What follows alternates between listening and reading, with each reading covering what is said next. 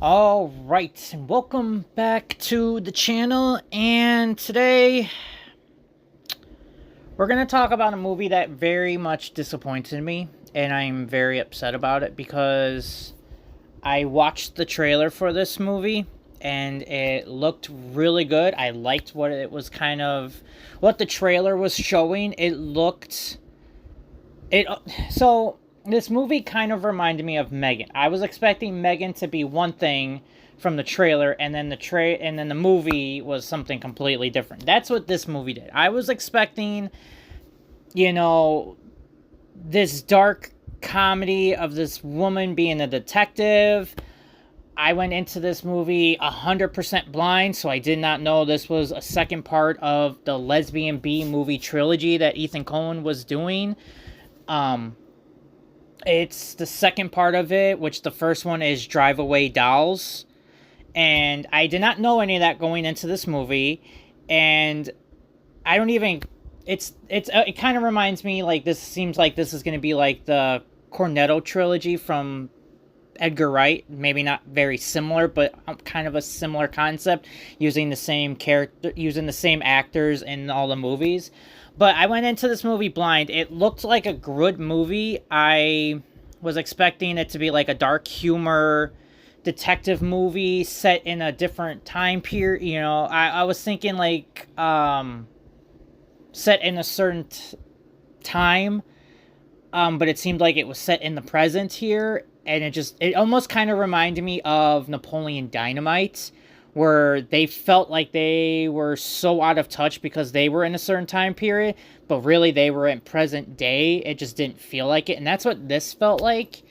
And unfortunately, I did not like this movie. Spoiler, but I did not like this movie, unfortunately, and I went into this movie with very high hopes. I really thought it was going to be somewhat of a sleeper hit for me in this movie. I thought possibly this could be a sleeper hit where I was like, damn, that was actually a really good movie. I really like this. This might be one of my favorite movies. And unfortunately, I think this might be one of my worst movies, unfortunately. And I hate to say that because I loved it from the trailer, and all the actors in this movie that I saw, I enjoy them and stuff. So it was just really rough going into this, and I will say right away, this is not a movie for anybody kid-wise, because you get nudity within the first 10 minutes of this movie, and the nudity does not stop, so be prepared for that if you were not expecting that going into this movie. But this movie is about a private eye, actually, Honey O'Donoghue, who is trying to figure out the murder of this woman who called her a day before she actually died, figuring out who killed her, what happened. She goes around asking questions, trying to figure out the connection between her and this church that's run by Chris Evans's Reverend Drew, what they have to do, what their connection is. There's a French woman who ends up cleaning up this act. We don't know right away if she's the reason why this woman died in this car crash, if she's the one who killed her, or if she's the one who ran her off the road. We have no idea. She's just part of this French cartel, which we're assuming Reverend Drew, Chris Evans' character, is selling drugs out of his church. Don't really get much of an idea of what's going on there, but as Honey's going through all of this, she ends up kicking up a relationship with the detective played by Audrey Plaza, who is MG. They end up having their own little connection, and I kind of liked them as a pairing. They kind of worked pretty well there. Audrey Plaza's this stern, cold, hard person, but Honey's almost similar, but she almost has like an optimistic to herself, so I kind of liked how they went with each other. It was a nice pairing relationship. I really liked them together. And as she's going through all of this, her niece ends up getting beat up by her boyfriend, and when she's all coming off of work one day, there's this creepy old man who tells her, "I love you," and obviously anybody would be terrified by that. And so Honey's niece goes missing, and now she's also looking for her niece while trying to solve this murder all at the same time, trying to figure out, is the church connected?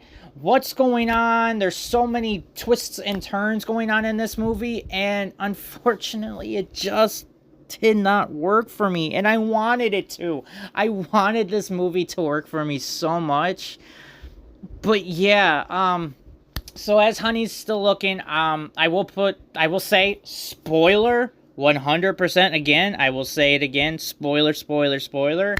But as she is still looking for her niece, she ends up going to MG's house and asks her if she's maybe seen her, because the bus stop is right in that same area. So when she was on her way home from work, maybe MG picked her up to keep her safe so she wouldn't go back to her boyfriend's house. And Honey ends up figuring out that MG's the one who's been killing all these girls. She kind of hates that they're all being helpless and pathetic, and she's the one who ends up killing her dad. She basically tells Honey that she's the one who's been killing everybody, all these girls, and has her niece hidden somewhere away, and Honey fights her off. And it kind of sucks, because you can almost see that Honey really did like her and was actually falling for her. And Audrey Plaza's just slowly losing it here, where she just could not accept that someone actually liked her, and she thought maybe she had remorse.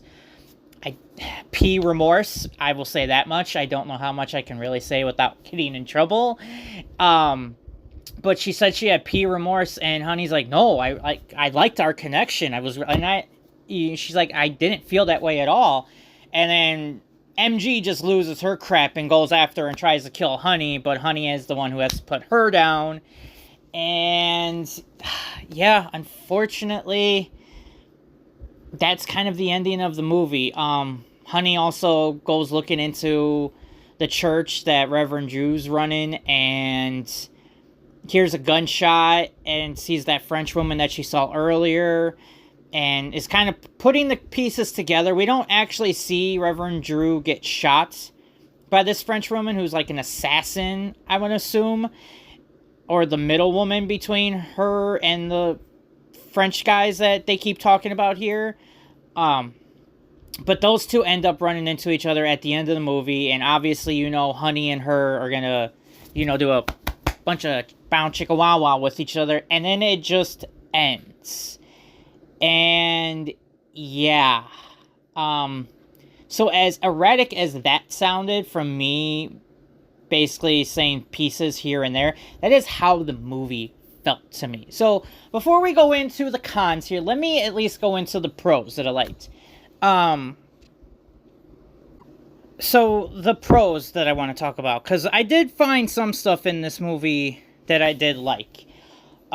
This isn't a pro necessarily, but I did like what the this is more of my con issue, because I liked the stories they were trying to tell, but I don't know. I'm sorry. I expected so much more, and I just did not get that. So, sorry, let me not get sidetracked here, because this movie really sidetracked me a lot. The pros. I did like, so I will not say it was the funniest movie, or even one of the better dark humor movies I've ever heard, but some of the dark humor and some of the humor in this movie I did chuckle to. I mean, some of it I really did, I did laugh at. So I did enjoy some of that stuff, but,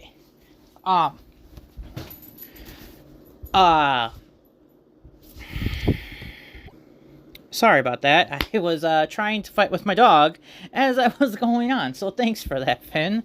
But yeah, some of the humor I thought was really good. I thought it was timed pretty well. Not all of it hit, I think, because I was just so, like, what? In some of the scenes, that when the humor did hit, it was like, oh, God.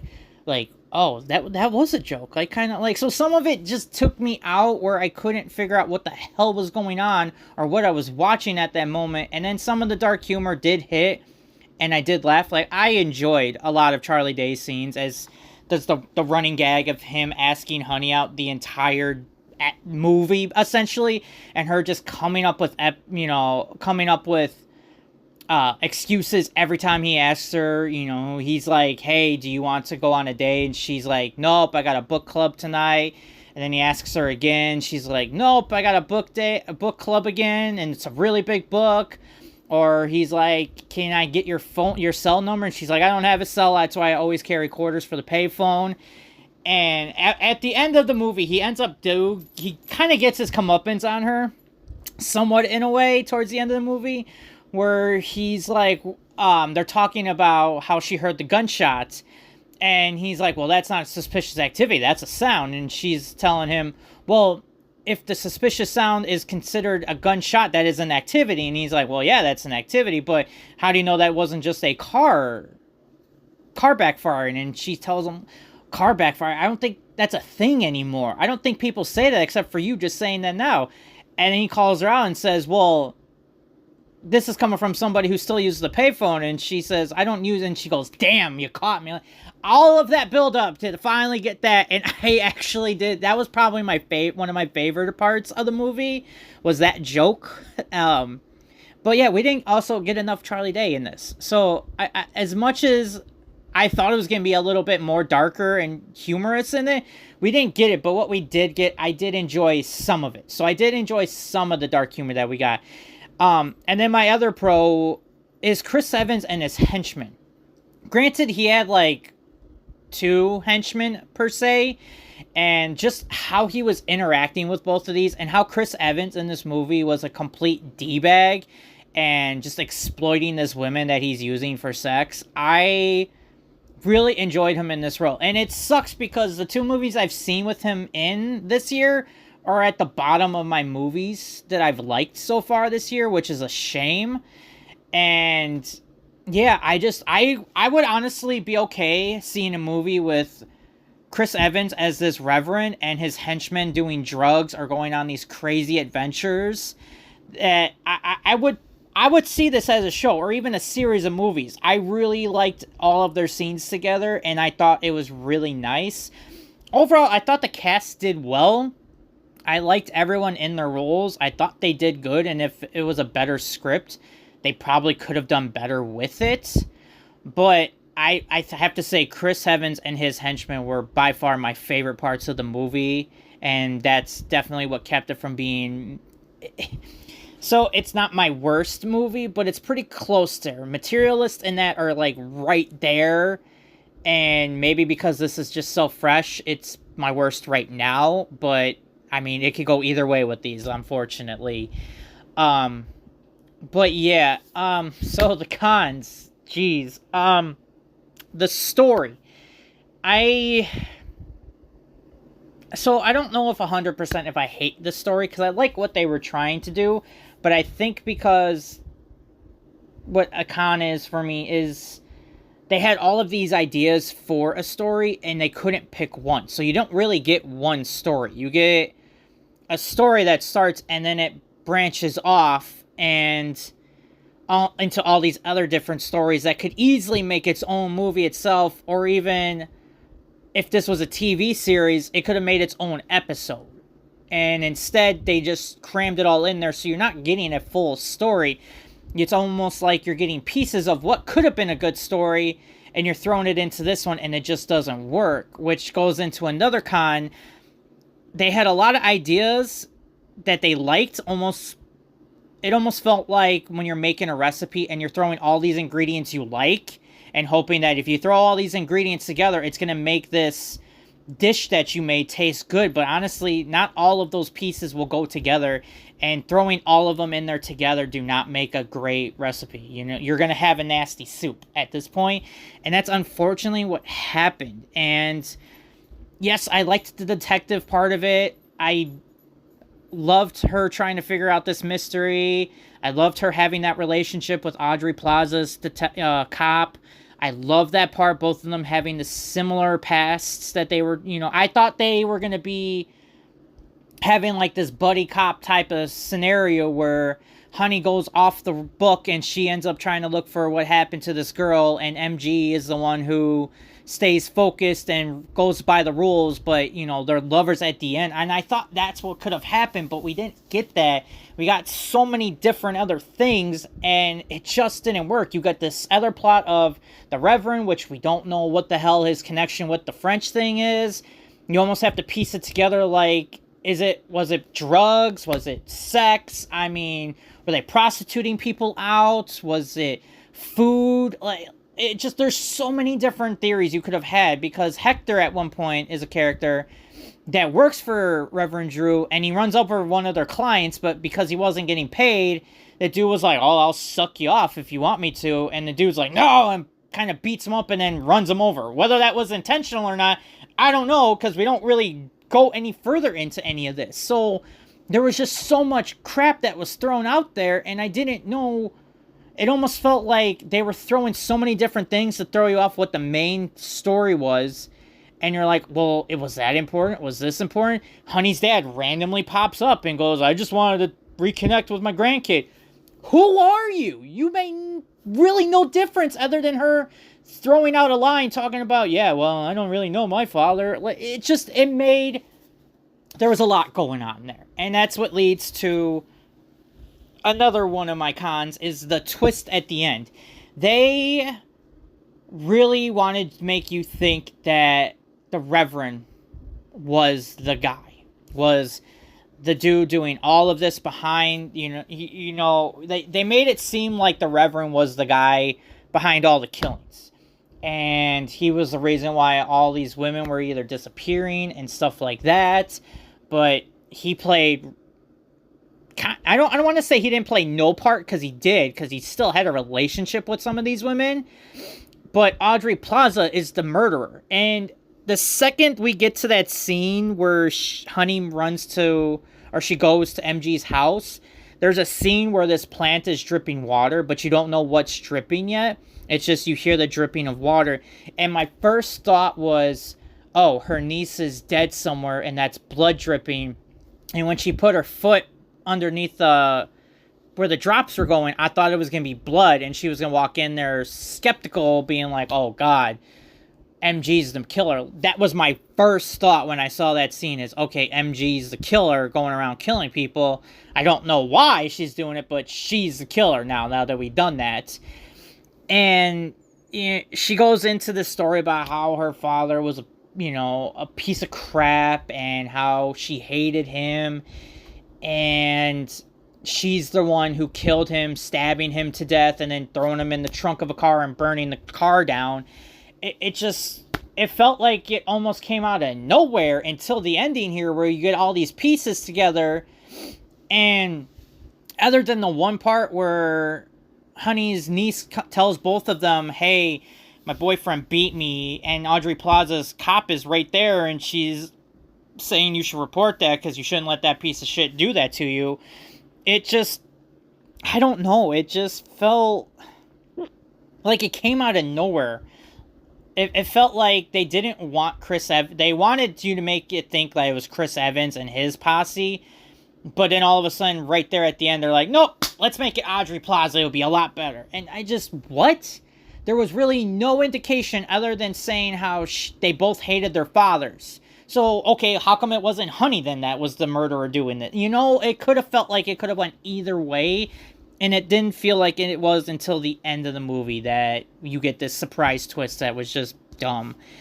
And my last con, it's not a huge one, but it felt like it was in the wrong time period. And I get this aesthetic that they were going for, the theme that they were trying to do, but it just felt so out of place. They made it feel like Honey was this 1950s detective going throughout this crime scene, figuring out the pieces, what she connects to these pieces. But then they have cell phones and the internet, and at times you kind of forgot that they had that, but then we're at a fast food place. It just felt so awkward, and it didn't work for me. Where in Napoleon Dynamite, that type of thing works, because it's, I don't know how to explain how I feel like that works more, but it just didn't feel right. It didn't work with what was going on in all of that, and maybe it should have been set in the 70s type of thing, and run with the detective story with Honey. It would I thought it would have been a little bit better, but unfortunately this one was very disappointing to me. And right now it is my least favorite movie, which I hate to say because I really thought this one was going to be good. But overall, I got to give it a D. It's definitely one of my worst movies of the year, and I'm sadly hoping something takes its spot and is worse. I was a little disappointed with this one. I don't know what much more I can say. But yeah, this one really let me down. Obviously, maybe the Coen brothers should work together, because they made some pretty good movies. No Country for Old Men, Fargo, The Big Lebowski. They made all of these classic dark humor-like movies. And I feel like maybe if they worked on this together, maybe it could have worked. I don't know, but this one did not work for me, and unfortunately, it wasn't a good one. So, yeah, if you guys have seen the movie, let me know what you guys thought. I'd like to hear your thoughts. Am I crazy? Do I just not know what I am talking about? Am I missing something? Do I need to see the first part of this trilogy? Let me know what your thoughts and comments are about it. Also, let me know what you guys are watching, what you guys are playing. You know, I want to hear what you guys are all doing. So, until the next video, I will see you guys soon.